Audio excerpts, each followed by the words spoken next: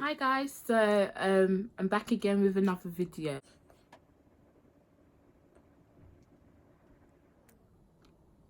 This is the look.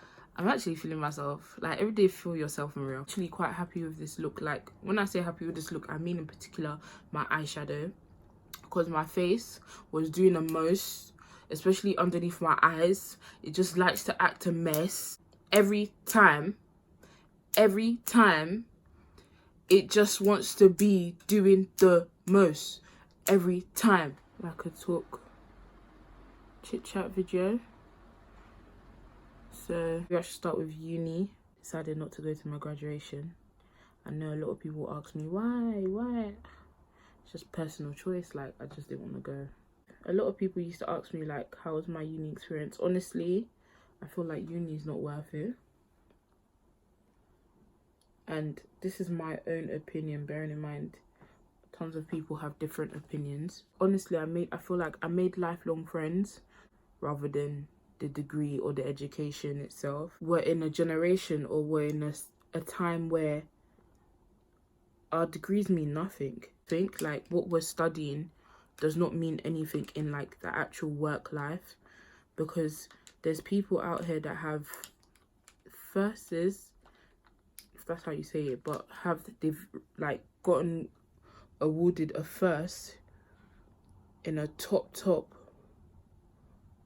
subject that is like essential, and they're still out here struggling to find jobs. And it's just a shame that that's what life has come to. So they're always advertising, yeah, uni this, uni that. Like, you see uni adverts everywhere, and I feel like they're not doing a well enough good job to let people know that it's not just your grade. They're like looking at, like, at this point in time, you could be the person that has the top grade, but if you don't have like maybe the experience they really and truly want, you won't get picked. So I feel like if I can gain experience outside of uni, then what is the point of going to uni anyways? So yeah, I felt like the amount of times that I wanted to come back home was just crazy. Like, I felt like I needed to leave from first year. And I don't like to use the word depression so loosely, but I just felt like I started to get depressed while I was at uni. Like, I started to get homesick, and because the money I was getting from like student loan was not that much, and I wasn't working as well while I was in Leicester, so it was not easy for me to say, yeah, I'm just getting a coach back, or I'm just getting a train back home over the weekend. I started to get like really homesick, started to think like, why did I even choose to come to a uni so far away from home? I started to regret every choice that I made, kind of a thing. Uni really and truly is for like the party life, especially the uni I went to. I went to DMU. It was really and truly about the party life. But the funniest thing is that I'm not a party person, especially clubs. It's just that I didn't like the fact I'll be in a tight space, especially the fact that there's no chairs. Most clubs, they didn't have chairs. So I was thinking, am I really going to be standing up for hours? Like, you know them sayings where it's like, why do you come to an event? Or why do you come somewhere where you know you're not going to be like involved in what they're doing? That's kind of how I felt with clubs. So it kind of just made me stay at home. And then you have to come out of your shell a lot with uni, which is what I didn't do. I'm a very shy person. Like, it might not seem it. That's why when people talk about like, they love how confident I am and stuff like that, it kind of surprises me. I would say I put on a facade. So obviously, if you're confident,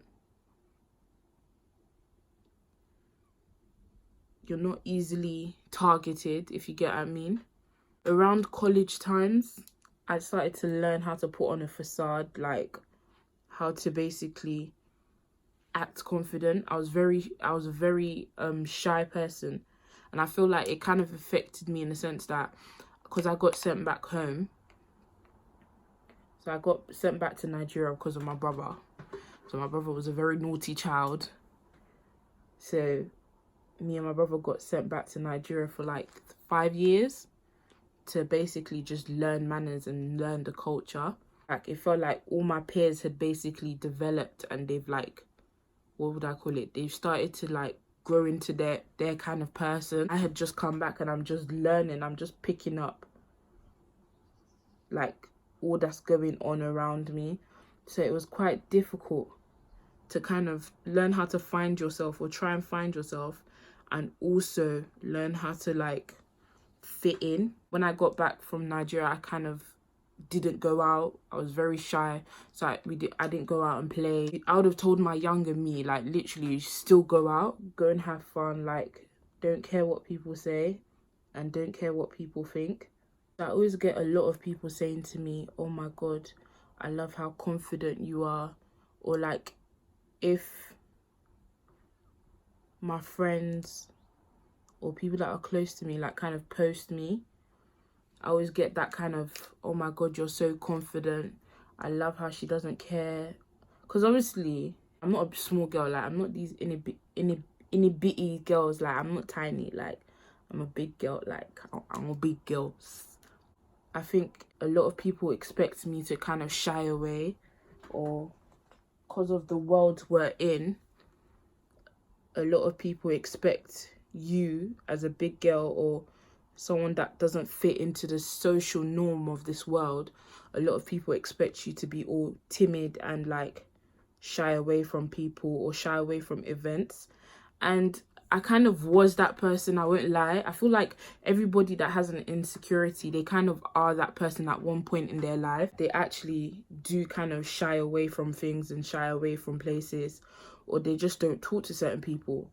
But I think as you grow up, you learn to handle it, and it also depends on how you deal with it. Like, if you continue to let what people think and what people say get to you, you're always gonna be a closed off person. Funny thing is that a lot of people will consider it you being antisocial, but they don't understand that is like, you basically have an insecurity that is bothering you and it's stopping you from socializing.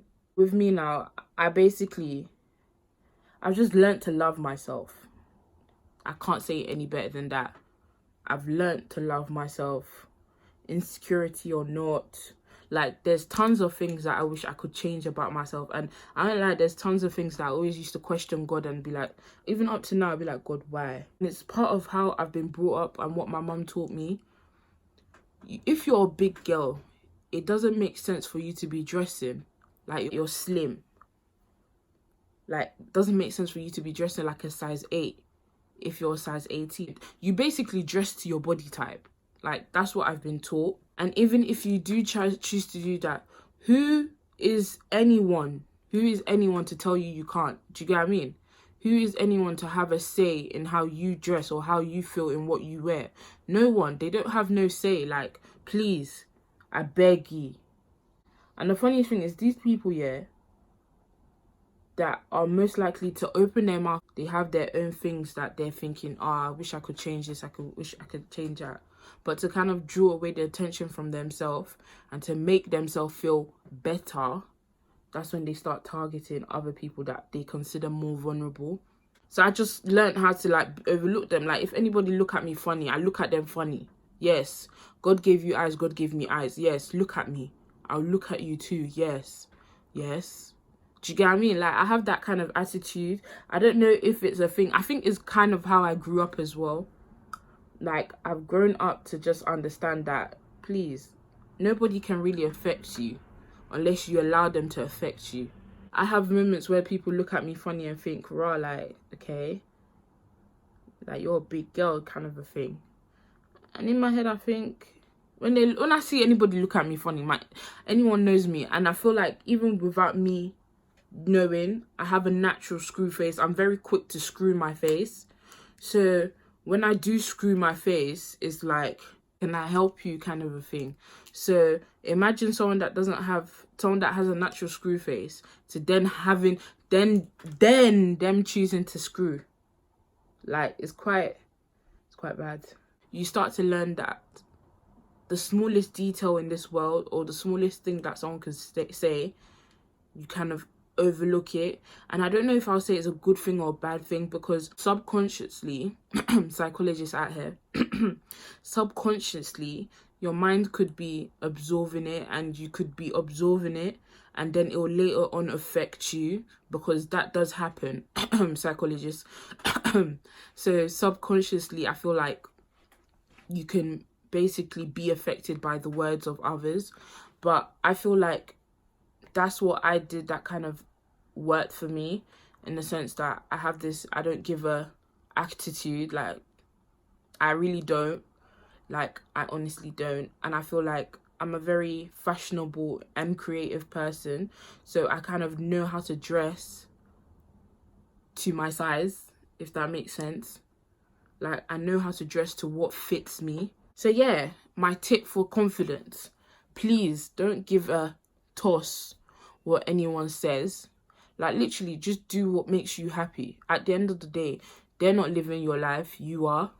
So don't let anyone or anybody, any effing body, don't let any effing body come and now dictate to you how you should live your life. Like, no, who are you? That's what you need to be thinking. Who the are you to be telling me how to live my life? It's so mad how all these people think I'm confident, because me myself, I don't see it. Like, I have my down moments as well. So I always feel like when people say to me, "Rah, like, you're so confident," I'm thinking, where did you get this confidence from? Because I don't see it. So what are you seeing? The main reason why I wanted to start YouTube is because I felt like there wasn't enough people out there that I could look up to.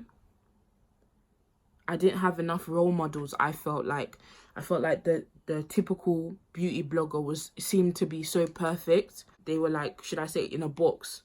Like, they were being picked from the same box. Like, I felt everyone was like, in as much as everyone is different, I felt like everyone was quite similar. The first people that I was watching, I just felt like I couldn't look up to them per se. Like, obviously, I used to watch YouTube a lot because of makeup. But so I would look up to them because of makeup. Like, I would be learning makeup from them.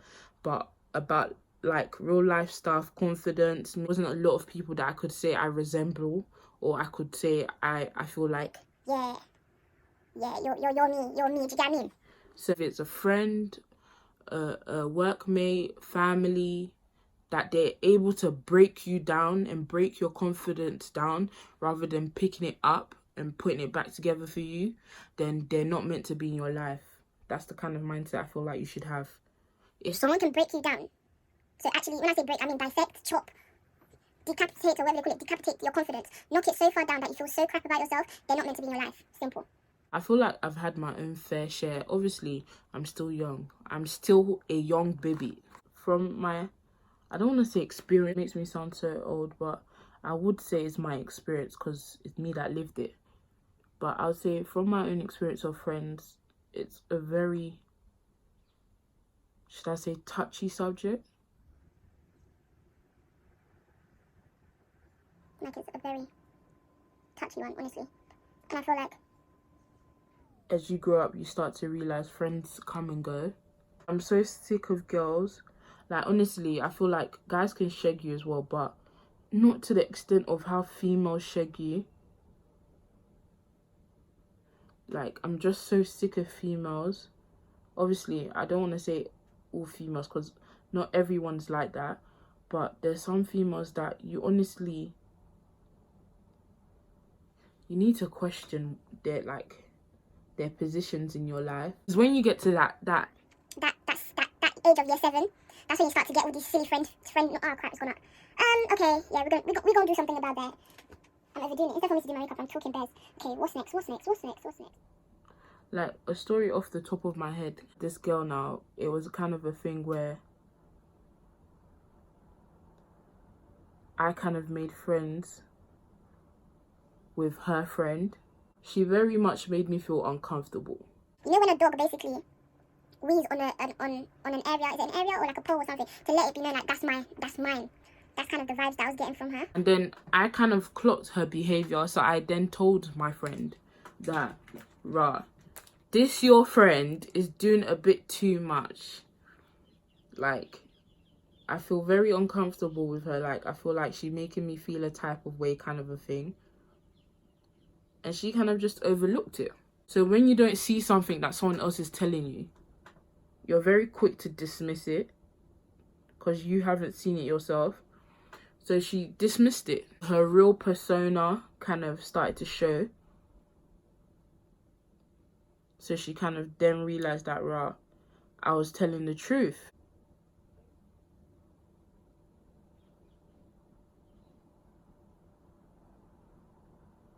Enough, we never had any physical fights.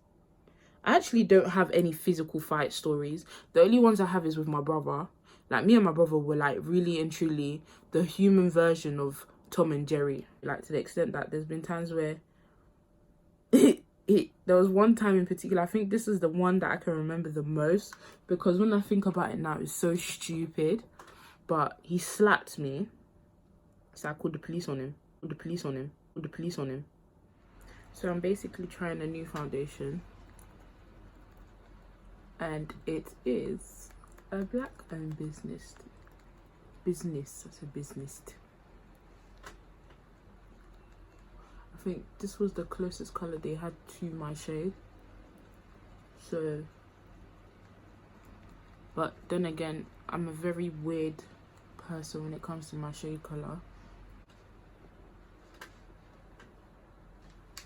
I don't mind my foundation being darker because my highlight is always bright anyways. So this shade feels a bit dark, and then it's a bit neutral, and I'm quite yellowy. Like, look at my chest. Sometimes when I do my makeup, I don't know.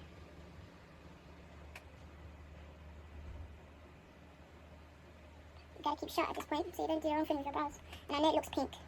I know. I use the same brush that I used to cut my crease to shape my brows. That's why it looks pink. But we gonna blend it out. What do you guys do first? I do my eyebrows, then do my eyeshadow. I know a lot of people do it like the opposite way. So they do their foundation, then I think they do their brows, then they do eyeshadow. The only time you'll see me do my eyeshadow after I've done the rest of my face is if I'm in a rush and I feel like I don't have enough time to actually sit down and concentrate on eyeshadow, then I most likely would do my eyebrows, do my face, then if I have time to do small eyeshadow, then I go back into my eyeshadow. But I always start with my brows and do eyeshadow, because I feel like when you do your brows and then do eyeshadow, the fallout from the eyeshadow doesn't fall onto your foundation. It will basically fall onto your skin, and then when it falls on your skin, you can wipe it off, or you can even cover it with your foundation as well, depending on how full coverage your foundation is. And then afterwards, I'm going to go in with my sand. Normally, I mix caramel, tan, and sand, but that's only if I'm wearing like a foundation that's not full coverage. Well, I don't think it's a trick, but one of the steps when it comes to like blending for me, I always start with everywhere else except for my under eye. So my under eye is always the last place that I kind of blend out, because that's the place that I want to have the fullest coverage in terms of my concealer. So I don't blend that out first. So I go everywhere else, and this is what I meant by you blend it into your brows, because it obviously needs to blend in with the rest of your face. And you're always going to have to switch back and forth between the bottom and the tip, because I use the bottom and most of the time the side when I want it to blend into like my foundation or my contour, but then I use the tip when I'm actually just blending out the concealer itself.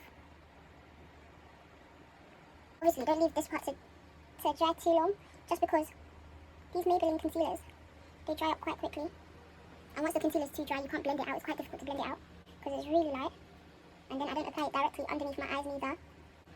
So the same with this, I kind of soften my touch when I apply this one, just because I don't want to lose all the colour.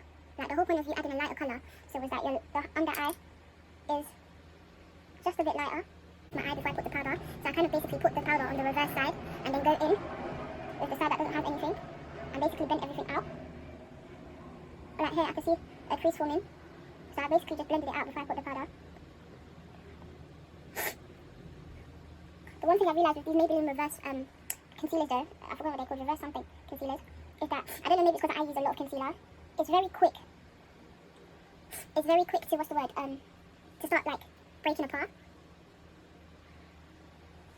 And it could be because I use a lot, or it could be that I'm basically putting too much powder, but I realised it really is like, hopefully it doesn't do it with this look, but I've seen like sometimes when I've done other looks or going out, it's very quick to start breaking and separating on the face. I know I said I don't bake, but I always bake my nose because I have a wham nose. Nose is wham. I also take the rest of the powder on the sponge and I blend it into my brows because my brows get quite oily. But I use a mattifying primer on my brows anyways, so I wouldn't expect it to get oily, but precautions I guess.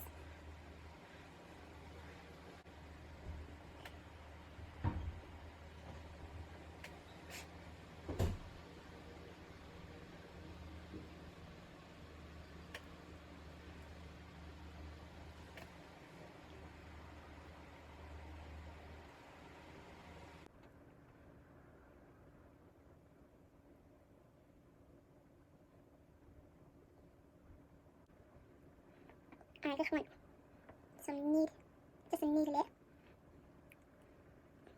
Of recently I've been liking lip gloss and I never used these. So I need like a pinky nude.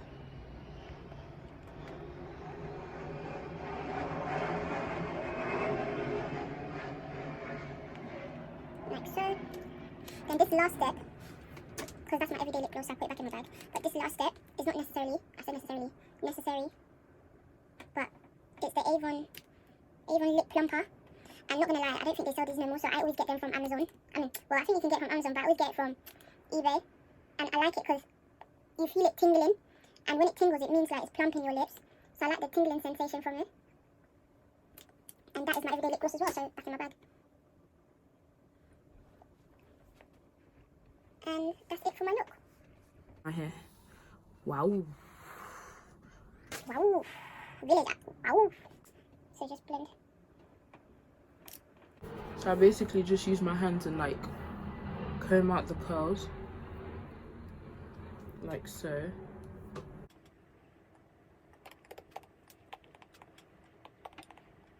I feel like these kind of curlers are best because they go from big curls to small curls and their curls last longer.